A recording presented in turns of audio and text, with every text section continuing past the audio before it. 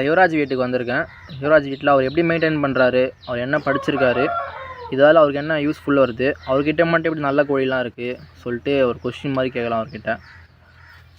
இப்போ நீங்கள் என்ன படிச்சிருக்கீங்க? நான் வந்து எம்எஸ்சி கெமிஸ்ட்ரி முடிச்சிருக்கேன் ப்ரோ. உங்களுக்கு எப்படி இதில் இன்ட்ரெஸ்ட் வந்துச்சு? எல்லாருக்கும் வர மாதிரி தான், சாதாரணமாக ஒரு கலர் கோழி குஞ்சு, அதுக்கப்புறம் பக்கத்தில் இந்த வெளியில் தெரிகிற கோழிங்களை பார்த்து சின்ன வயசில் இருக்கும்போது வந்து பெரியவங்களாம் வந்து சண்டை விடுவாங்க, அந்த மாதிரி அதெல்லாம் பார்த்து இன்ட்ரெஸ்ட் வந்து நிறைய அடிபட்டு அதுக்கப்புறம் தான் வந்து இந்த கோழி வளர்க்க ஸ்டார்ட் பண்ணேன். எந்த பொட்டை மட்டும் கையில் வச்சுருக்கீங்க? இப்போ இந்த பொட்டை வந்து வயசு வந்து ரொம்ப வயசான பொட்டை, ரொம்ப பழைய லைன், எங்கள் லைன் பொட்டை. இது வயசு வந்து ஒரு 7 வயசு 8 வயசு இருக்கும். இது பிள்ளைங்க எல்லாமே ரொம்ப விசேஷமான சண்டை, வாய் சுத்தம், கால் முள் எல்லாமே எதிர்பார்க்கலாம். ரொம்ப பழைய பொட்டை, நல்ல லைனேஜ்னால் என்ன சொல்கிறதுனா, லைனேஜ்னால் ஒன்றும் இல்லை.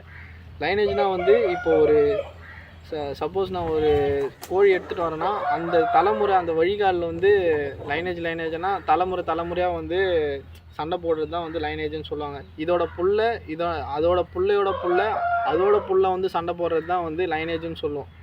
ஒரு சிலர் வந்து கதர் லைனேஜ், ஈரான் கதர் அந்த மாதிரி சொல்லுவாங்க. இது வந்து என்ன லைனேஜ்னால் ரீஃபைட்டர் லைனேஜ்னு சொல்லுவோம். ஏன் ரீஃபைட்டர்னு வந்துச்சுன்னா, ஒரே சேவல் வந்து ஒரு சேவல் நாங்கள் சண்டை விட்டோம், அந்த சேவலை மறுபடியும் வந்து கேட்டு அதே பார்ட்டி வந்து கேட்டு இந்த சேவலை நான் அடித்து காட்டுறேன்னு சொன்னாங்க. ஆனால் வந்து அந்த சேவலை அடிக்க முடியல, ரொம்ப ரெக்கார்டாக கிளாசிக்காக பந்தயம் அடிச்சுது. அதனால் வந்து அது பேர் வந்து ரீஃபைட்டுன்னு வச்சோம். அந்த லைனேஜில் இதுவரை வந்து எங்கள் சேவல் எதுவும் பந்தயம் கொடுத்ததா சரித்திரமே இல்லை, பந்தயமும் கொடுத்ததில்லை. அதுதான் வந்து லைனேஜ்னு சொல்லுவாங்க. ஓகே. அப்புறம் எப்படி உங்ககிட்ட மட்டும் நல்ல சேவல்லாம் இருக்குது, எல்லார்கிட்டையும் இருக்காதா? எங்கள் கிட்ட மட்டும் இல்லை, நிறைய பேர் நல்ல கோழி வச்சுருக்காங்க. நல்ல கோழி வச்சுருந்தா ஃபஸ்ட்டு நம்ம வந்து ரெஸ்பெக்ட் தரணும். என்கிட்ட மட்டும்தான் நல்ல கோழி இருக்குது அப்படிலாம் வந்து நம்ம என்றைக்குமே சொல்லிக்கக்கூடாது. நல்ல கோழி நிறைய பேர் வச்சிட்ருக்காங்க.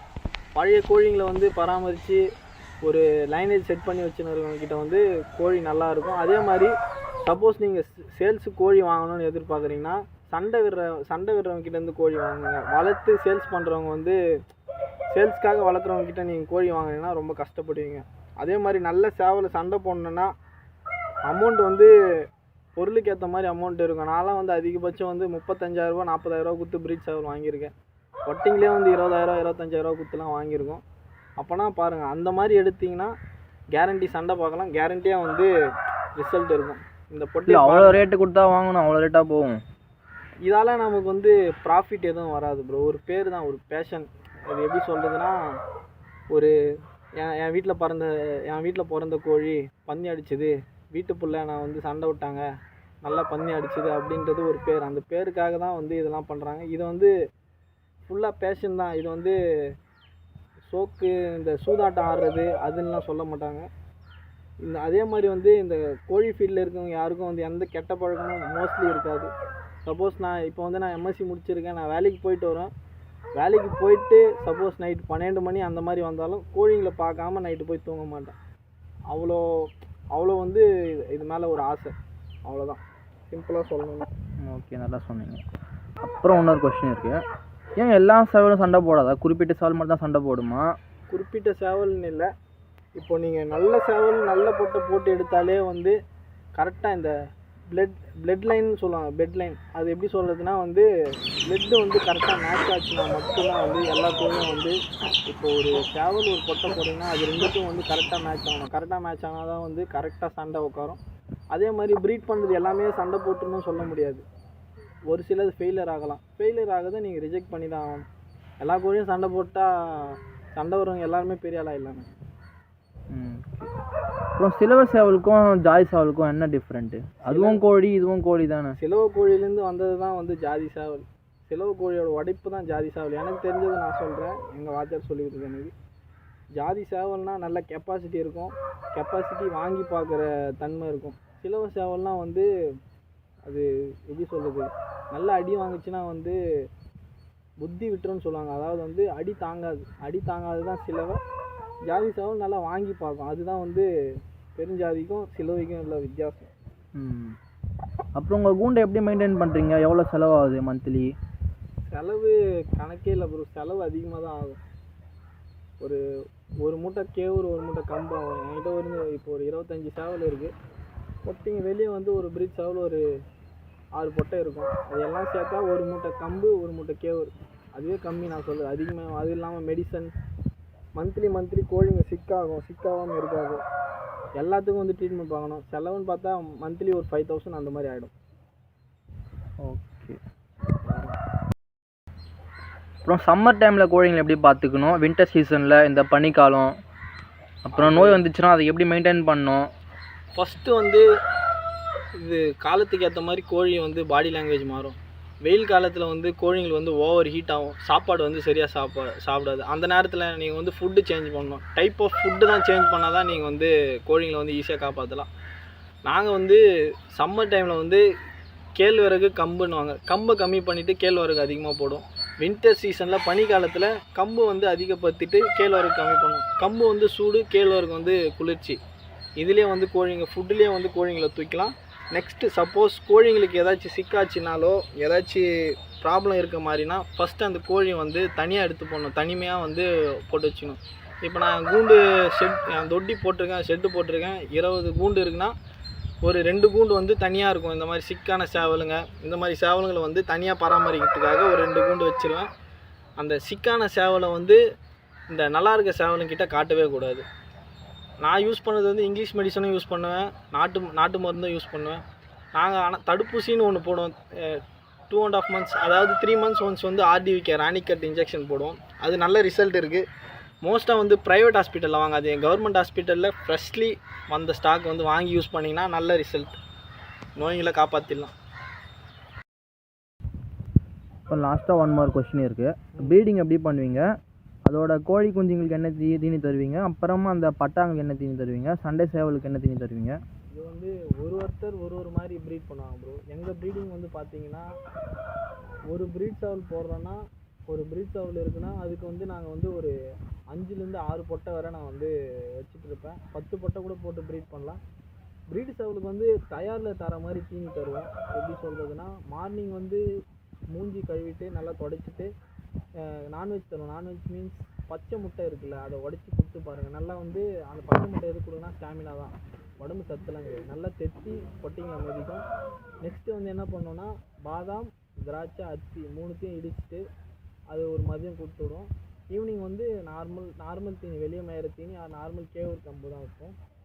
நாங்கள் ப்ரீட் பண்ணது எப்படின்னா, ஒரு சேவல் வந்து ஃபஸ்ட்டு ஒரு கார் ப்ரீட் பண்ணிட்டு அகைன் இன்னொரு கார், ஒரு 2லேருந்து 3 கார் தான் ப்ரீட் பண்ணோம். அதுக்கப்புறம் வந்து சேவலை மாற்றிடுவோம். பொட்டிங்க நீங்கள் என்ன தான் ப்ரீட் பண்ணாலும் ப்ரீடிங்கில் வந்து பொட்டிங்க வந்து நல்ல பொட்டிங்க வச்சுருந்தீங்கன்னா சேவல் வந்து செகண்டு தான். என்னோடய ஒப்பீனியன் பொறுத்தவரை நல்ல பொட்டிங்க வச்சுருந்தா கண்டிப்பாக நல்ல ரிசல்ட் பார்க்கலாம். பொட்டிங்க தான் வந்து விஷயம். சேவலும் வந்து விஷயம் இருக்குது, ஆனால் வந்து நீங்கள் வச்சுட்டு இருக்க பொட்டிங்க தான் ரிசல்ட்டு தரும். நாங்கள் அதுக்கப்புறம் குஞ்சு பொரிச்ச உடனே நான் என்ன பண்ணுவேன்னா, இப்போது இந்த காலத்தில் வந்து நாங்கள் இருக்கிறது வில்லேஜ் தான். சென்னை இந்த சிட்டியில் இருக்கவங்களாம் வந்து ஈஸியாக பராமரிக்கலாம். ஈஸின்னு சொல்ல முடியாது, கோழி பராமரிக்கிறதே கஷ்டம்தான்.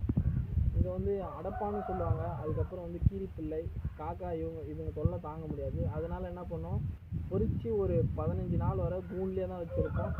அதுக்கு வந்து நொய் போடுவோம். அதுக்கப்புறம் வந்து சீக்கிரம் வந்து செரிமானம் ஆகிறதுக்கு வந்து அந்த வெள்ளம் தண்ணி கலந்து வச்சிங்கன்னா அந்த ரெக்கை தொங்க போடுற ப்ராப்ளம் அது எதுவுமே இருக்காது.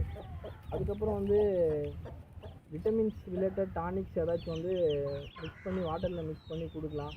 ஃபுட்டு வந்து கோழி தீவனம் போடுவாங்க. நாங்கள் கோழி தீவனம் இதுவரை போட்டதில்லை. கோழி தீவனம் வந்து எங்களுக்கு சூட் ஆகுமா தெரில, அது ஃபுல்லாக வந்து கெமிக்கல்ஸ் தான். நாங்கள் யூஸ் பண்ணது வந்து நொய், கேவுரு கம்பு. ஒரு நல்ல ஸ்டேஜ் வந்ததுக்கப்புறம் கேவுரு கம்பு வரும். அதே மாதிரி வந்து பராமரித்ததுக்கப்புறம் வந்து ஃபுல்லாக வந்து வெளியில் திரிகிற தீனி தான். ஏதாவது குப்பை தீனிகள், இயற்கையாக வர தீனிகளை சாப்பிட்டுதுன்னா கோழி நல்லா இருக்கும். பட்டா வந்து எப்படி சொல்கிறதுனா, இப்போ சண்டை விடுற நேரத்தில் வந்து தீனியே அதோட உணவு விதிமுறையில் வந்து வேறு மாதிரி இருக்கும். அதே மாதிரி வந்து சண்டை விடுறதுக்கு முன்னாடி நார்மலாக வந்து இப்போது ஒரு சேவல் சண்டை போடணுன்னா வயசுன்னு ஒன்று இருக்குது.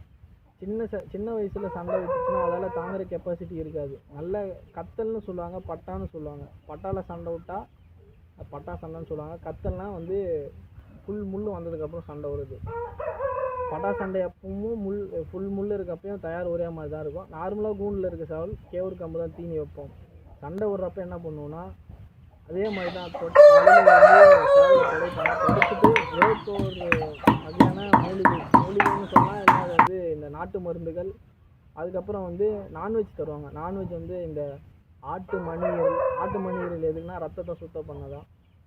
நெக்ஸ்ட்டு வந்து ஆட்டோட உயிர் தருவோம், முட்டை தருவோம், பாதாம் திராட்சை அத்தி எல்லாமே கொடுப்போம். கொடுத்துட்டு கோழி வந்து நீங்கள் அவ்வளோ தீனி கொடுக்கறது முக்கியம் இல்லை. கோழி வந்து அவ்வளோ தீனி கொடுக்குறதுனா அதுக்கேற்ற வேலை வாங்கணும். அதாவது உடல் பயிற்சி, நீச்சல் பயிற்சி, அதுக்கப்புறம் வந்து பேடான்னு சொல்லுவாங்க. பேடானா ஒன்றும் இல்லை, சேவலை வந்து நல்லா நடக்க விட்டு ப்ராக்டிஸ் பண்ணணும்.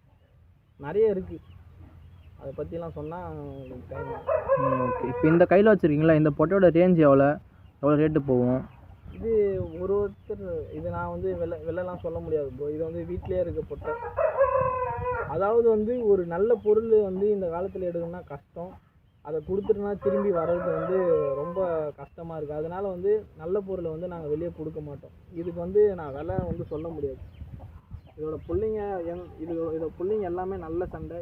இதுக்கு வந்தாவே வந்து இதுவரை பந்தயம் கொடுத்ததில்லை, பந்தயம் அடிச்சிருக்கு. நல்ல லைனேஜ் வந்த பொட்டை, எங்களுக்கு பேர் வாங்கி கொடுத்த லைனேஜில் வந்த பொட்டை.